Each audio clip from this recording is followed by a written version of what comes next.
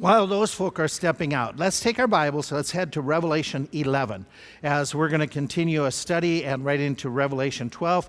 While you're turning there, let's just do a little bit of waking up this morning. Name an animal or food-related smell that people quickly recognize and they recoil at it. Skunk's going to be number one. What else? Vinegar? Okay. What'd you say? Manure? Okay. Limburger? Okay. Here's what they said. Garlic, onions, ammonia, rotten eggs, and skunk. Name a job a clumsy person should be fired from. A surgeon. Yeah. If your doctor is clumsy, yeah. Okay. Anything else? What'd you say? In a China store, that would be equivalent. Good. What's that? A waiter, especially if they're your waiter. Yeah. Here's what they said. Ice cream shop, acrobat. An acrobat that's clumsy just seems like such a contradiction, doesn't it? The dancer, construction worker, surgeon, and number one was a food server. Name a reason why someone's voice might sound funny or different. Smoking would do it? Okay. Laryngitis? Puberty? A cold? Here's what they said. Just woke up. My voice is normal when I wake up, right? Yeah, it's quiet.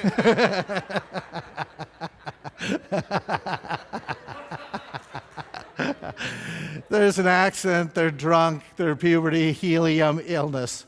My, we will talk. Name something that causes people to laugh. Deb busting on me. Okay. What else? Kids? Jokes? Anything else come to mind? Did you say sermons? Sermons? What is it? What is this? Pick on Wayne Day? I'll wear a badge. Hit me. Yeah. Good pranks, clowns, funny movie, TV, being tickled, and jokes. Name a type of cheese. This is put in just because you said Limburger a moment ago. Name a type of cheese with a funny name. Munster? There's a Munster cheese? I don't know about cheese. I don't know about foods. Okay, so I eat them. She puts them before me. I eat them. That's just it. What else? What? What? It's a form of cream cheese. What is it? Cream cheese. Looks like a cream cheese. Is it real? Yeah, it's real. It's real. Okay. I don't know if he was just giving me a hard time. Everybody else is. So Chris wanted to get in on the act. Any other weird sounding cheeses? Gouda. What? Gouda. I thought you said Buddha. Gouda. Okay. Gouda. Gouda? Gouda? Okay. Head. Is it good? No. Okay, these are the names that came from the store. I don't even know how to say them. So I'm just putting them up.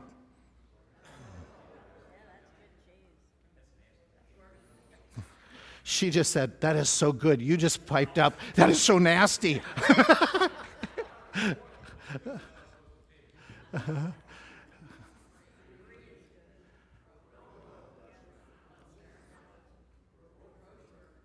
How do you say it? You guys are so good. Oh my, you guys are good. Are we hungry now? Okay, the lunch is coming. Okay, who are some of the different characters so far in the book of Revelation? Who are some of the different characters that John has seen in his visions? He's seen Jesus. Okay, there's the two witnesses. Are they in heaven? They're pictured on earth, but they're in the visions. The angels are there. The 24 elders. Okay, those who are martyred, the 100, are they in heaven? I don't know if they're up here because yeah, he sees them in the vision, but the characters within heaven. Okay, the throne sitter. Did we cover them all? I think we got most of them. Okay, throne sitter, Jesus, you said, the beast around the throne, which would be angels, and then the martyred saints and the seven spirits of God that are pictured. We're hitting Revelation 12. You're going to be surprised if you've not read this passage. There's another character presented to be in heaven, and that is Satan himself. He's going to be portrayed in this passage as being in heaven and coming out of heaven. And some of you are going to wonder, how is this possible? So let us explain a little bit of where we're at. Okay, in the passage that we're coming to, it is one of the background information passages. In chapter 11, if you look down and you'll see that in chapter 11, verses 15 through 19, the seventh trumpet is going to sound. When the seventh trumpet sounds, this is in the last form of all the different judgments that are taking place at the end of the tribulation period. And what he does is he basically summarizes in those few verses what happens or what the seventh trumpet brings about. He doesn't go into all the details of the process, but he basically summarizes and says that when this trumpet sounds, all the kingdom of earth is going to be united under one person's kingdom, and that is Jesus Christ. The earth dwellers will initially resist the Messiah coming and setting up his kingdom, but he does return. He does establish his kingdom. And then when he establishes his kingdom, at that moment, right at that, in the conjunction with that, there's going to be a major judgment of all the people who are alive at that point. Jesus referred to this in Matthew 25 as the sheep-goat judgment, where all the peoples from around the world will be gathered as he comes in the clouds. The angels will gather them, and he will say, sit on my right hand, or be cast into the lake of fire, which was prepared for Satan and his demons.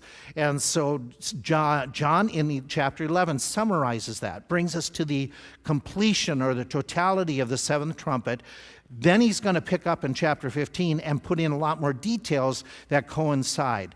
What he does in the middle chapters, chapters 12, 13, and 14, is he gives a lot of background information to what led up to that, what was going on before that moment. And so he gives us details, and from these details, we're going to learn how it got so very, very bad that the people of the earth are totally in rebellion and resistance to Jesus Christ coming and setting up a utopia. He's going to explain how they got so stubborn in their resistance to Christ, even though that they know all that what's happening, the judgments are from God. And basically, he's going to be giving us justification of why those people who are living at that time who reject Christ, why they, quote unquote, deserve not to get into the heaven or be cast into the, why it's a just judgment to cast them into hell. And so he's giving us information about the spiritual character of the people and why they got so bad, what's been going on behind the scenes. And so chapter 12 opens up with a vision that he sees what's happening in the spirit world. He's given us a summary of what's going to happen in the physical world. Now he gives us an idea of what's been going on behind the scenes in the spiritual world, that people like Job, who had all the physical problems, had no clue what was going on in heaven at that time. And so he's going to give us the information to say, okay, I see a vision, and in this vision, he's going to list out several different characters that he sees. He sees a woman, he sees a great red dragon, he sees a man-child or a male child, he sees Michael and the angels, he's going to see as well a remnant of the woman's seed. So what we need to do is break down and try to figure out who are these, and if you read through it, you can, your common sense interpretation, which you're basing on, a literal interpreter of the Bible is going to use common sense interpretation. Common sense means sometimes they use pictures, they use analogies. Sometimes Jesus says, I am the door. That doesn't mean he's a physical door. Common sense tells you what he meant was he's the entryway. Yeah, excellent. So that's common sense. That's the literal interpretation. Sometimes when it says literal numbers like 144,000, we have no reason to say it's symbolic. But this text, as you read it through, he makes it very clear. It's symbolism. It's representation. In fact, he's going to name people towards the end of the chapter, the vision, and identify them that you're going to say, oh, that dragon is really so-and-so, but he's pictured as a dragon. So let's read through it, then we'll dissect some of this. We're in chapter 12. And there appeared a great wonder in heaven, a woman clothed with the sun, the moon under her feet, and upon her head a crown of 12 stars, And she, being with child, cried, travailing in birth and pain to be delivered. And there appeared another wonder in heaven, and behold, a great red dragon, having 7 heads, 10 horns, and 7 crowns upon his heads, his tail drew a third part of the stars of heaven, and he cast them to the earth. And the dragon stood before the woman, which was ready to be delivered, for to devour her child as soon as it was born. She brought forth a man-child, who was to rule all nations with a rod of iron. Her child was caught up unto God and to his throne. And the woman fled into the wilderness, where she has a place prepared of God, that they should feed her there 1,260 days, which is equal to 3.5 years, 42 months, or half of the tribulation.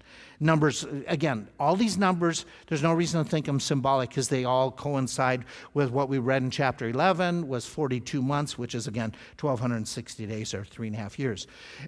There was a war in heaven. Michael and his angels fought against the dragon. The dragon fought against his angels and prevailed not. Neither was their place found any more in heaven.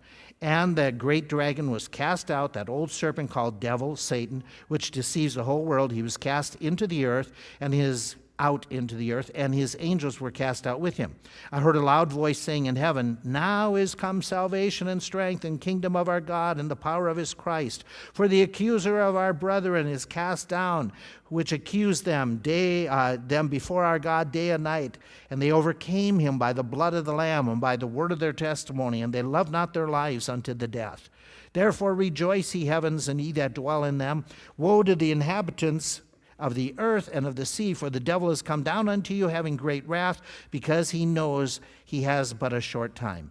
And when the dragon saw that he was cast unto the earth, he persecuted the woman which brought forth the man-child. And to the woman were given 2 wings of a great eagle, that she might fly into the wilderness, into her place, where she is nourished for 3.5.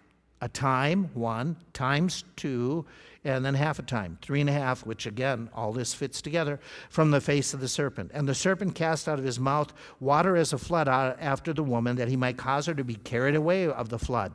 And the earth helped the woman, and the earth opened her mouth, swallowed up the flood which the dragon cast out of his mouth. And the dragon was angry with the woman, and went to make war with the remnant of her seed, which keep the commandments of God and have the testimony of Jesus Christ. Obviously, symbolism here, quite a bit. And so we're going to break down and just talk about the woman. The summary of this is where we're at. We're in the last 3.5 years. He's given the timetable already. We're in the last 3.5 years, and he's going to tell us about some of the different characters or people, nations, whatever, that are really active at this time. What we read about the woman is very simple. We read that the woman is a sign or a great wonder. All that means is that this idea in the chapters, mega, which is your great, shows up multiple times. This is the first of 7 of those occasions. The idea is used in the visions of something that is spectacular. The word for sign, which is going to be in here, is the idea of something. The Simeon idea, the sign, is something that is of great significance, something that could be great in portion, in size. And so you have this significant individual. Let's leave it with that. This really important character within what's happening in all of this activity. This important character is clothed with the sun. The moon is under her feet. We read she has 12 stars. She's pictured as about to give birth. She's to a male child who's going to rule with a rod of iron. You already know who that is, right? Without us even studying, yay? Who's the male child that rules with a rod of iron? It's Jesus Christ. It's the Messiah. If you don't remember, 3 weeks ago we dealt with Psalm 2. That's the quote from Psalm 2, where he's going to take control of the nations with a rod of iron. The idea, he's going to snatch it from all the world rulers. And so this is that character predicted in the Old Testament as being the Messiah. Psalm 2 called him the Anointed One. And so we understand that's Jesus Christ. So in this vision, there is a woman giving birth to Jesus Christ, the Messiah, who is going to eventually take over rule. This makes perfect sense. That establishes your context, because in chapter 11, the last few verses was giving details about him coming and taking over the world. So this is explaining a little bit about the one coming to take over the world, where he came from, what he's like, what happens to him, etc. The woman is being pursued by this great dragon, and so clearly with all of this, we're going to be understanding there's symbolism here, which brings us to the question, who is the woman? Who's the lady that's here? Okay. Let's give you the three possibilities that are thrown out as you do Bible studies. Some will say it's the Virgin Mary, that Mary is pictured here as being a great sign, a great wonder in heaven. Which group in particular would want to make it Mary? Yeah, because of their worship of Mary. Okay, so it's the Virgin Mary. Some say this is the bride of Christ. Okay. That one's really tough because the bride of Christ isn't gonna be playing a role until the end of the tribulation, and the bride of Christ is us, and we didn't birth Christ, Christ birthed us.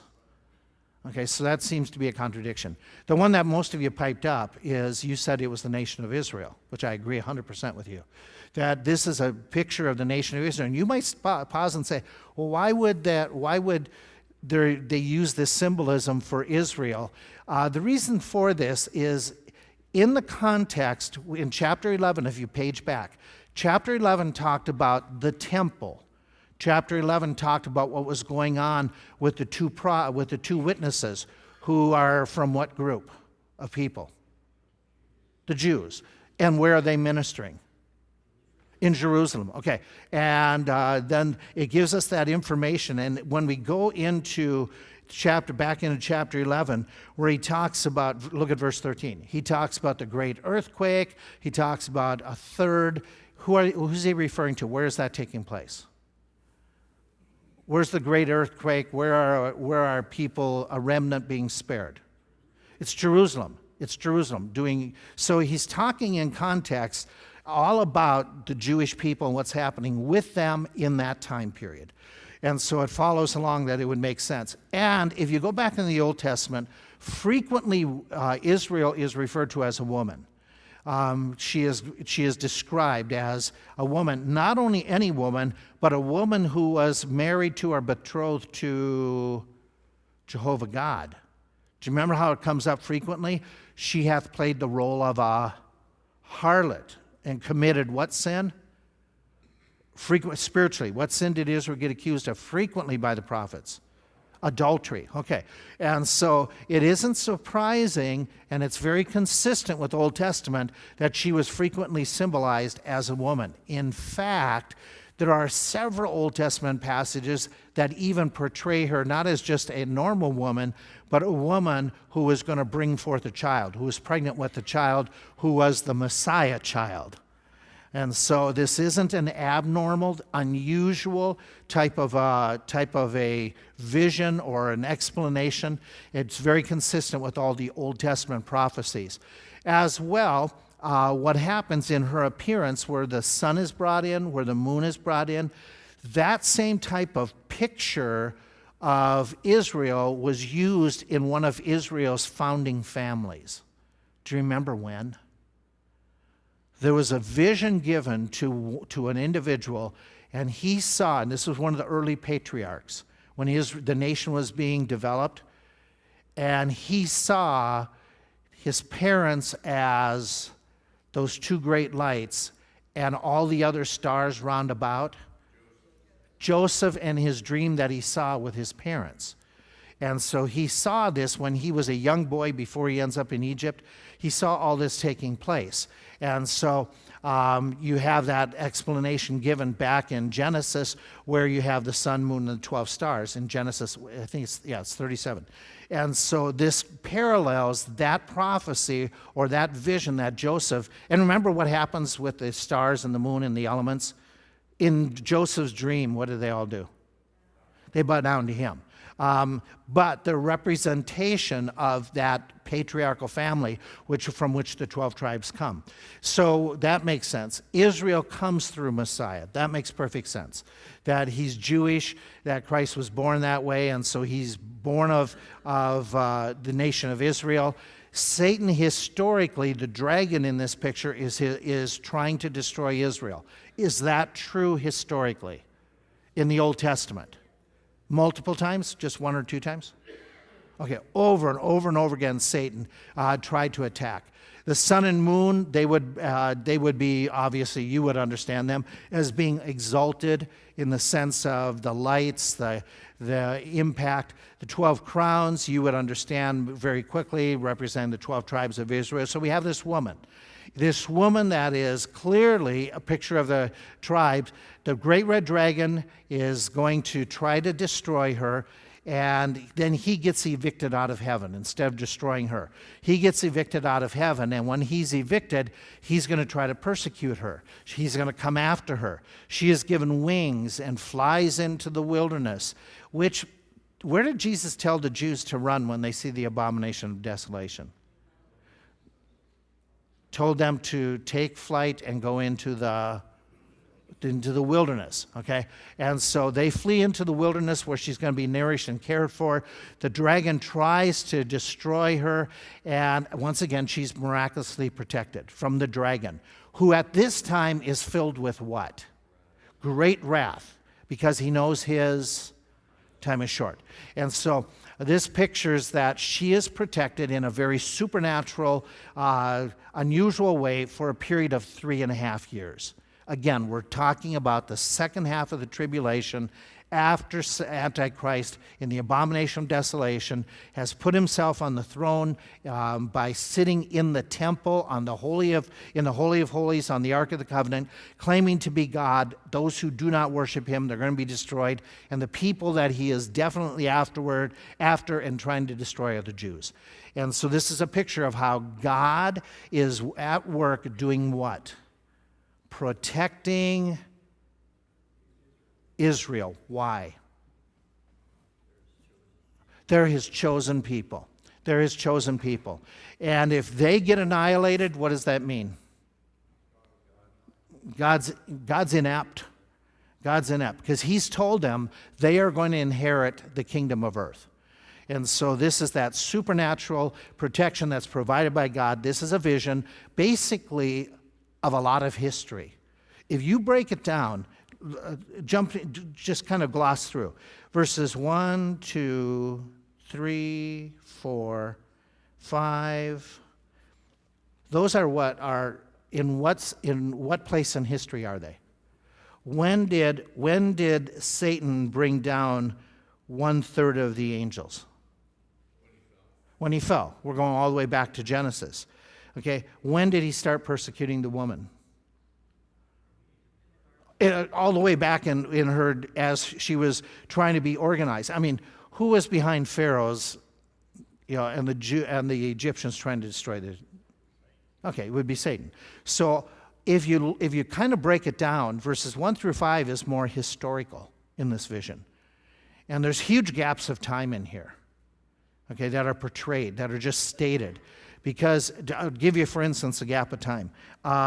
Verse 5, she brings forth a man-child who is to rule, and the child was caught up unto God. Just verse 5, when was the man-child born? Give me approximate dates. 4 BC, okay. When was he caught up to God? 28, 29, yeah. Okay, so there's a gap of time right within that singular verse. Does that pose a problem for you? No. This is a summary, okay? And so he's giving some of those details. And besides, have we already been given real specific details in previous Revelation? That story's been recounted.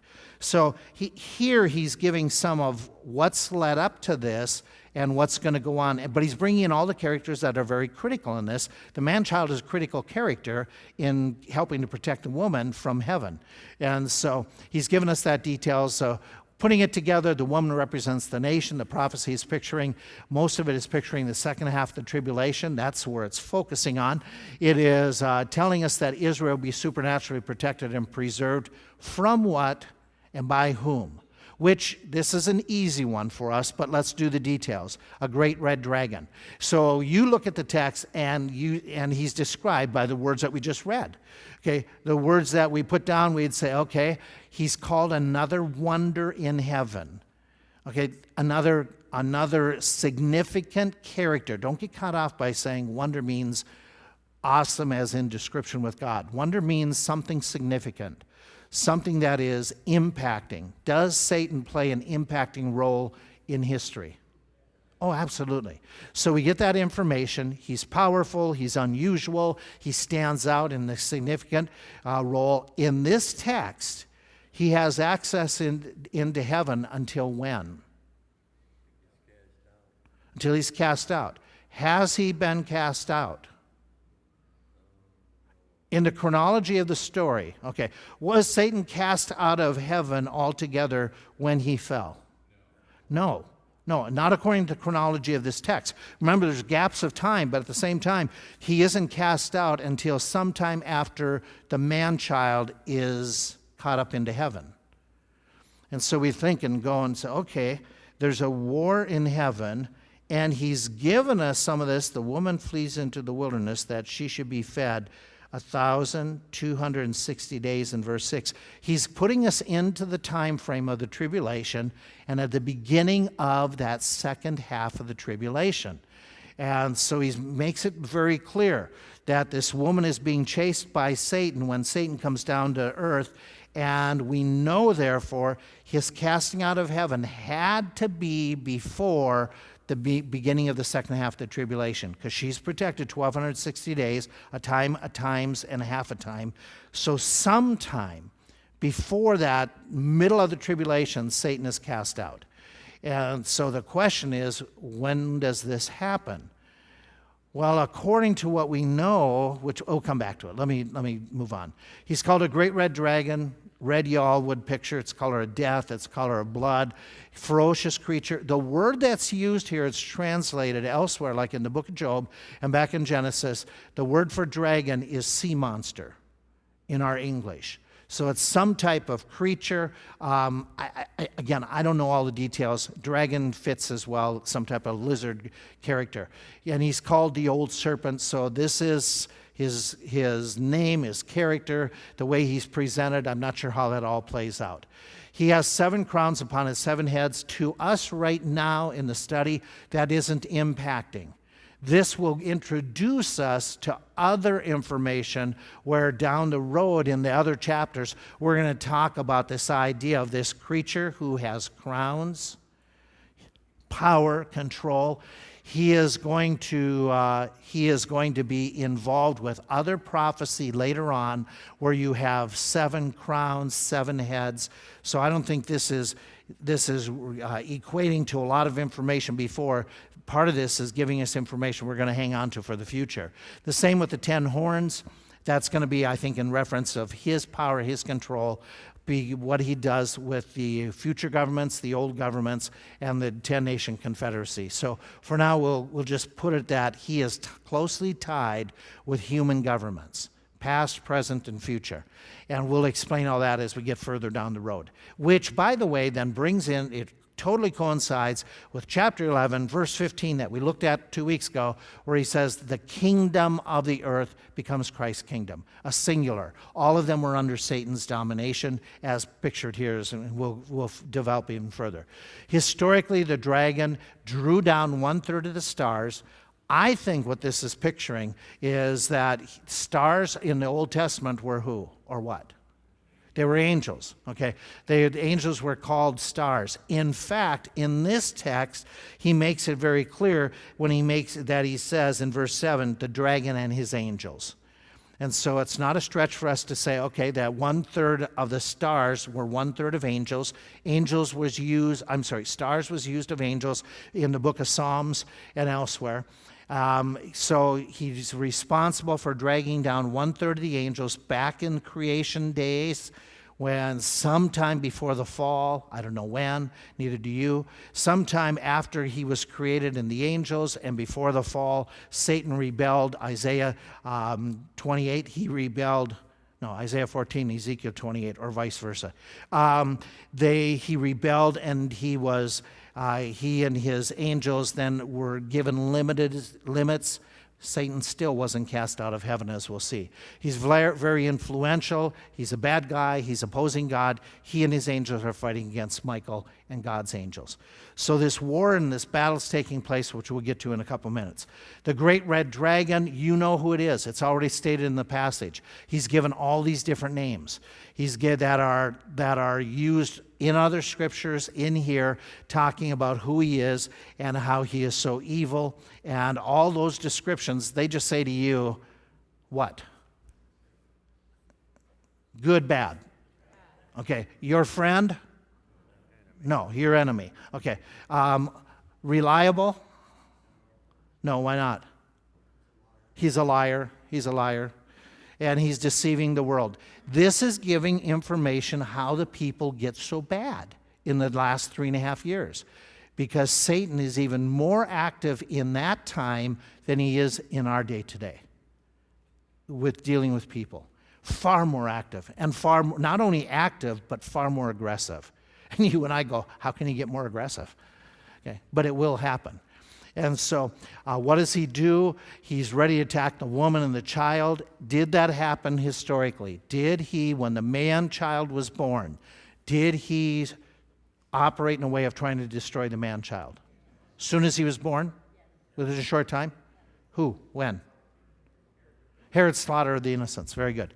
Okay, verses 7 through 10, he's involved with a war with the angels in heaven that takes place. And what do we know about this war? We know that there's been opposition all the way through history. But now there's been battles. Now we're going to come to a crucial battle in this spiritual warfare. We're going to have a pivotal battle, World War II Pacific War, Battle of Midway. All of a sudden things changed. And there was a shift in victories in the European arena. There was certain battles that all of a sudden, it was the shift. And so this seems to be a climactic battle. Doesn't mean he is destroyed. He is still active. But all of a sudden, things are starting to change and will change. And so he fought with or waged war. If you look at the text and the way the author is writing it, he's saying there was war in heaven. Michael and his angels fought against the dragon. And then what does he do in the next phrase? Do you have a second phrase? Yes, no? Verse 7. There was a war in heaven. Michael and his angels fought against the dragon. What's your next phrase? The dragon fought and his angels. Well, we could have figured that out from the first phrase. But it's stated twice that there is this fighting. Because this is an intense type of thing. He wants to catch our attention. And literally, it's waging war. There is war that's taking place. The present tense indicates that it's not a quick, 5-minute skirmish, but this is a huge battle. It's between God's angels, and the language in the original by many scholars, they say it seems to imply that Michael and his angels are taking more of a defensive because Satan and his demons initiated the attacks. That they were now at this moment, they have been fighting all along, but this is their moment to make the big push, to all of a sudden try something offensively. Why? Could it be that Satan is emboldened by everything that's happened for the last 3.5 years in the beginning of the tribulation? I mean, from your point of view, has it looked good for the Christians the first 3.5 years? What happened to many of the believers? The fifth seal. They're martyred. Okay, what happened to Jerusalem? Jerusalem's been taken over by this point. Okay? What type of worship is being done around the world? It's evil, but in particular, what's that? Okay. Remember, they even go back to idolatry. Very blatant idolatry. We talked about this. And do people know God is at work? Do they understand the judgments are from heaven? Yeah, and what's their response? There is no... it looks like wow, things are really bad, bad, bad, bad, bad. We think they're bad now, okay? This is really bad. It looks like it's really dark. And I'm not talking physical darkness. I mean the spiritual darkness looks like Satan's having a heyday.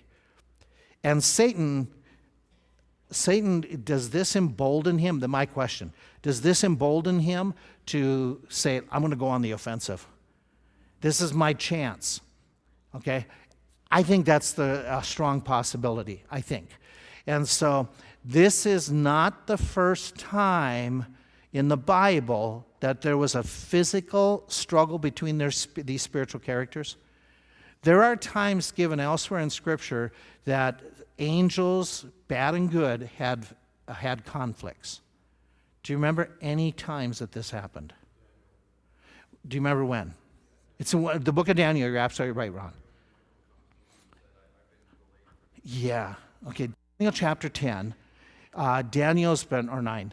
Daniel's been talking, wanting to get information, and when the angel comes, the angel is going to make comment that he was hindered by one of the demons, one of the princes of the earth. And he says he is hindered at that point, and watch the phrasing, I think I have it up here, until Michael came to help him. So Michael had to help this one messenger of God so that he could complete his task, and Michael's assistance was to help him to finish out his task. So there was some type of physical, I'm struggling with terms, physical conflict within the spiritual realm, that they had some issues. Jude 9 tells us that Michael and Satan had a conflict. The body of Moses. Moses is dead. He's on top of the mount looking into the promised land, and he can't go in. Okay? And he dies on top of this mount. The people of Israel don't take his body with them. They carried the body of so-and-so into the promised land. Joseph, okay. But they can't take the body. God takes care of the body of Moses. But Jude 9 tells us that Satan came at that time, and he was in conflict with Michael over the possession of the body of Moses. Question. What in the world would Satan want to do with the body of Moses? What's that? Okay, and that's as far as we can go. Yeah, would he use it for deception? Would he? I don't know. I don't know. Okay, I mean, do we know this? Can Satan take good things? Can Satan influence people to take good objects and use them in a bad way? Okay, Wednesday, if you weren't with us, Wednesday we're talking the commandments. We were talking about thou shalt not make any. Okay, and we pointed out that the people of Israel, there was a couple really good things that were given to them or made that they went a whoring after. Anybody remember one of the couple of the items we mentioned? The snake on top of the pole. Do you remember that whole story? The snake on the pole, if you did what? If you looked upon it, you were healed. We pointed out from the Old Testament that the people of Israel, they started worshiping the snake on the pole and made it an icon. Do you remember something else that they took that they thought had superstitious power? The Ark of the Covenant. They would take it into battle. It did happen early under God's control, but later on, without his permission, they take it out and they go against the Philistines thinking if the Ark is with us, and what happens? They lose, and the Philistines get the ark for an extended period of time. We pointed out that Gideon made an ephod after he had defeated the Midianites, and the people go a-whoring after the ephod, that garment that he made and used in warfare, that they start worshiping it. Is it possible that people worship good relics? Okay. Now, let me do this tongue-in-cheek. Is the ark a good thing? The Noah's Ark. Is the ark a good thing? Do people worship the slivers of the ark?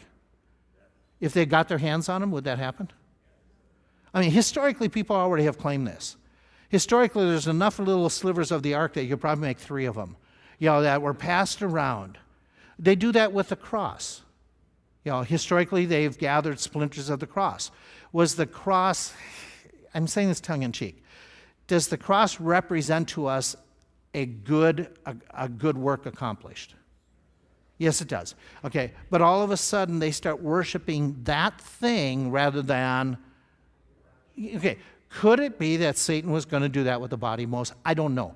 But the conclusion is, if Satan wanted it, he wanted it for something bad. Okay, but he argues over it, and what happens in this text is Michael the archangel comes. And this is the text that we learn about Michael the archangel. The word archangel only shows up in Jude and in, does it show up here? No, it doesn't. Okay, so that's the one time that it shows up in Jude.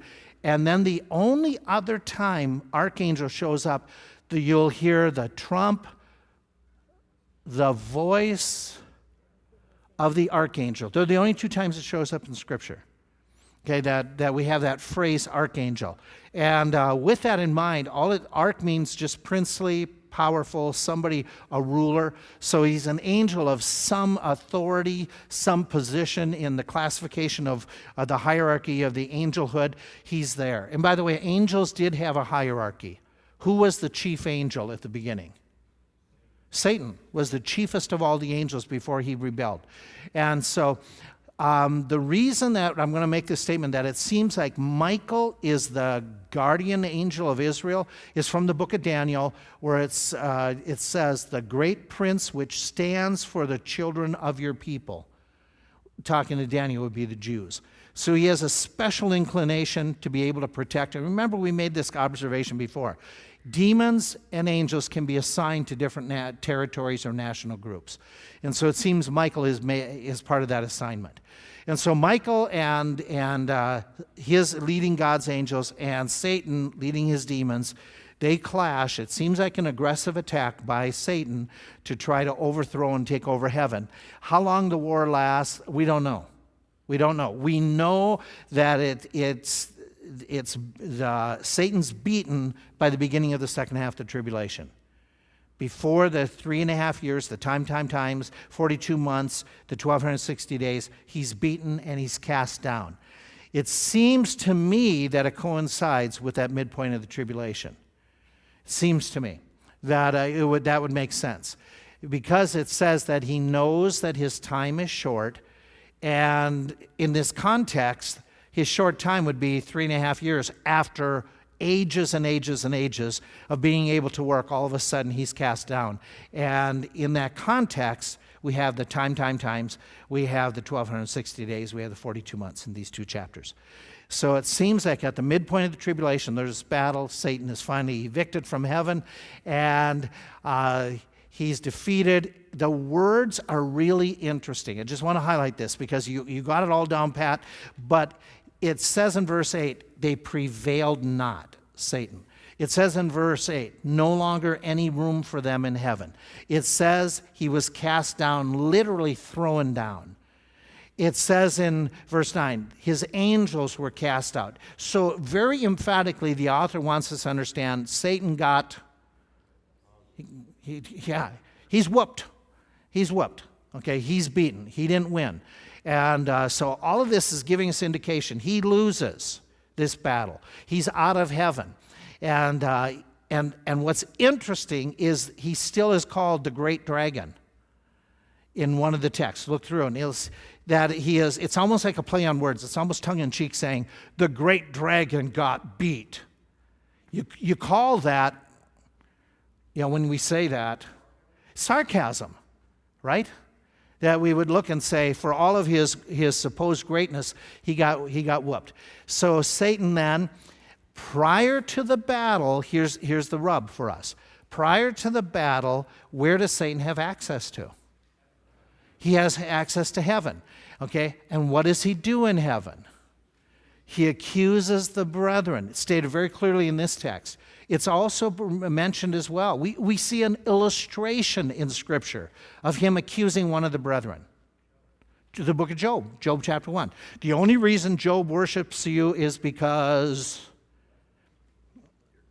you're good. You give him lots of stuff. Okay, and so he's not only does he accuse by possibly pointing out our evil, he questions our motives for what we do. And so he's there accusing. And by the way, there's a phrase described of Jesus Christ in 1 John chapter 2, verses 1 and 2 that fits right with this. In 1 John chapter 1, verse 9, well, verse 8 says, if we say we have no sin, we deceive ourselves, and the truth is not in us. Verse 9, if we confess our sins, he is faithful and just to,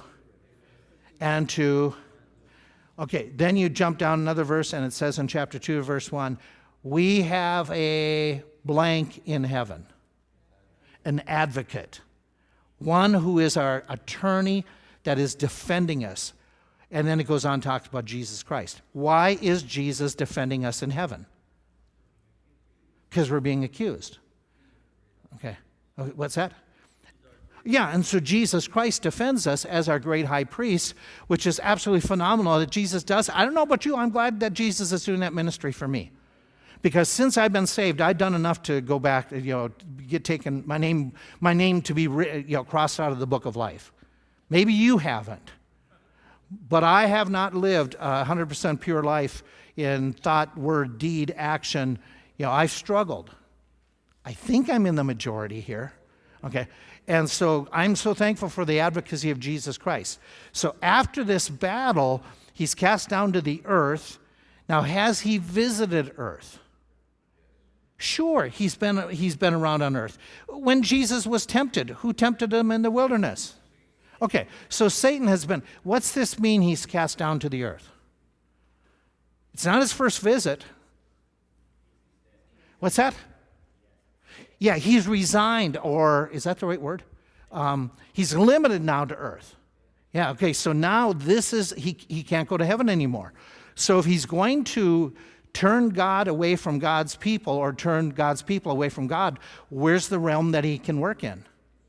The planet Earth. That's it. He can't do it in heaven anymore. So he comes down and he's warned, the earth dwellers are warned, he is coming down unto you, but the people in heaven add to it. He's not only showing up on earth, but what's he got with him? What's in him? His great wrath. That's why I'm sorry, I'm not being clear. In verse 12, he's got this rage. He's got this thumos. He's got this uncontrolled rage and anger, vindictiveness, vengeance that he comes down to the earth. And on top of that, not only is he really, really ticked off and embarrassed and been beaten, but what does he also know? That complicates all of this. He knows his time is short. And so he comes down with that great anger, that violent rage. And so he goes after the nation of Israel. And we've already talked about why go after her. If I can wipe her out, I've proven God impotent, that God can't protect his own people. So while he is attacking Israel primarily, she is being supernaturally protected and carried in the wilderness where God is providing for her. And again, this brings us to the middle of the tribulation when all this is taking place. All of this agrees with Matthew 24. In Matthew 24 in the book of Daniel, it complements it completely. And I can't remember what Matthew 24 says right off the top of my head right now. None of you would ever have these moments where you just go brain dead. So let's flip there and let me remind myself. What's Matthew 24? Oh, yeah, gotcha. Matthew 24. Listen to the text if you're not there. Middle of the tribulation. When you therefore shall see the abomination of desolation spoken of by Daniel, then let them which be in Judea flee into the mountains. Let him which is on the housetop not come down to take anything out of the house. Neither let him which is in the field return back to the house to take his clothes. Woe unto them that are with child and ready to nurse the child in those days. Pray that your flight be not in the winter, neither in the Sabbath day, for then shall be great tribulation, such as was not since the beginning of the world to this end, nor ever shall be. And except those days should be shortened, there should be no flesh shall be saved. But for the elect's sake, they are shortened. And so it fits together that all of this is taking place in the middle. Jesus, people are told. Now, John describes Satan's holocaust of the Jews at the very end, verse 15, as we kind of bring this to a wrapping up for this morning. What words does he use that indicates to you this is really, really bad, what he's doing to the Jews? What wording do you see in verse 15? Any? Flood. Okay, a torrent, okay? What does a flood, how would you describe a flood for the people that are in its path? Okay, you've got lots of words going that are excellent. How do you stop a flood? You don't. We don't. Okay, what do we do when there's a flood? Okay, we panic is right. Get to high ground, do something. So he's using these words that are telling us that for the Jews, this is what? Yeah, there's nothing they can do, yeah. This powerful attack is just unstoppable from a human perspective. Would you agree with that? Okay, and then verse 17, he does it again, where he says, he does what then? He declares war against the remnant of this woman. So all of this is just indicative. He is trying to utterly, totally do what with Israel? Destroy them. Okay, and we've talked about all that's involved with it. What does all of this tell you about Satan? Well, he hates God. What else would you say, just as we wrap up? What? He hates us. What else? He's relentless. Oh, excellent. What else? He's powerful. Anything else does he tell you? He's deceptive. Anything else? What do you mean he's knowledgeable? Wait a minute, Bob. Wait. Where does Satan get this knowledge that his time is short? Does he know the Word of God? Has he quoted it? Okay. Does he believe it? To a degree, he believes it. Right? To a degree. But he's arrogant. Oh, excellent. That's the way to describe him. Okay? And I cut you off. You were going to say he knows, and then you were adding something. Yeah. Oh, it's amazing when you start thinking. He accuses us night and day. He will try physically, violently to destroy the Jews. He has knowledge of God's timetable. He is not omnipotent nor omnipresent. Thank God. Okay? So he is, put another word here. He's not this, he's limited. Okay, that's a good way. He can be overcome. Did you catch that in this text? Look down in verse 11. They overcame him. Who's the they that overcame him? Well, if you back up a few verses, who did overcome him? Who will overcome him in the battle? Michael and his angels. They're going to overcome him. Is that the they in verse 11?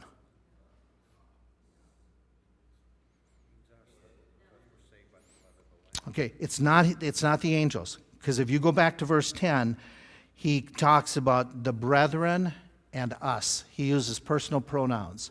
And it's not the angels that are talking. So people can overcome Satan. The question is, we need this answered. How? Time is up.